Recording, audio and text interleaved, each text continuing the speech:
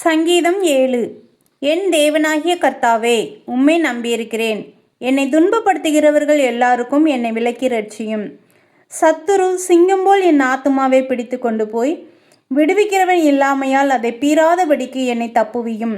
என் தேவனாகிய கர்த்தாவே, நான் இதை செய்ததும் என் கைகளில் நியாயக்கேடு இருக்கிறதும் என்னோடே சமாதானமாயிருந்தவனுக்கு நான் தீமை செய்ததும் காரணமில்லாமல் எனக்கு சத்ருவானவனை நான் கொள்ளையிட்டதும் உண்டானால், பகைஞன் என் ஆத்துமாவை தொடர்ந்து பிடித்து என் பிராணனை தரையிலே தள்ளி மிதித்து என் மகிமையை தூளிலே தாழ்த்த கடவன்.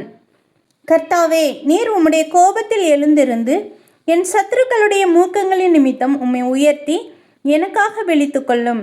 நியாய தீர்ப்பை நியமித்திருக்கிறீரே. ஜனக்கூட்டம் உம்மை சூழ்ந்து கொள்ளும். அவர்களுக்காக திரும்பவும் உன்னதத்திற்கு எழுந்தருளும். கர்த்தர் ஜனங்களுக்கு நியாயம் செய்வார்.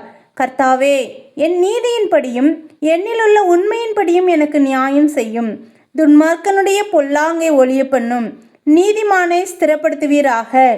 நீதியுள்ளவராயிருக்கிற தேவரீர் இருதயங்களையும் உள்ளந்திரியங்களையும் சோதித்தருகிறவர். செம்மையான இருதயமுள்ளவர்களை ரட்சிக்கிற தேவனிடத்தில் என் கேடகம் இருக்கிறது. தேவன் நீதியுள்ள நியாயாதிபதி. அவர் நாள்தோறும் பாவியின் மேல் சினங்கொள்ளுகிற தேவன். அவன் மனம் திரும்பாவிட்டால் அவர் தம்முடைய பட்டயத்தை கருக்காக்குவார். அவர் தம்முடைய வில்லை நாணேற்றி அதை ஆயத்தப்படுத்தியிருக்கிறார். அவனுக்கு மரணாயுதங்களை ஆயத்தம் பண்ணினார். தம்முடைய அம்புகளை அக்கினி அம்புகளாக்கினார்.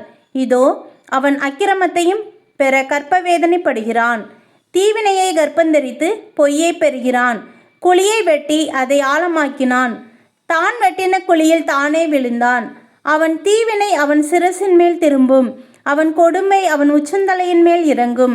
நான் கர்த்தரை அவருடைய நீதியின்படி துதித்து உன்னதமான கர்த்தருடைய நாமத்தை கீர்த்தனம் பண்ணுவேன்.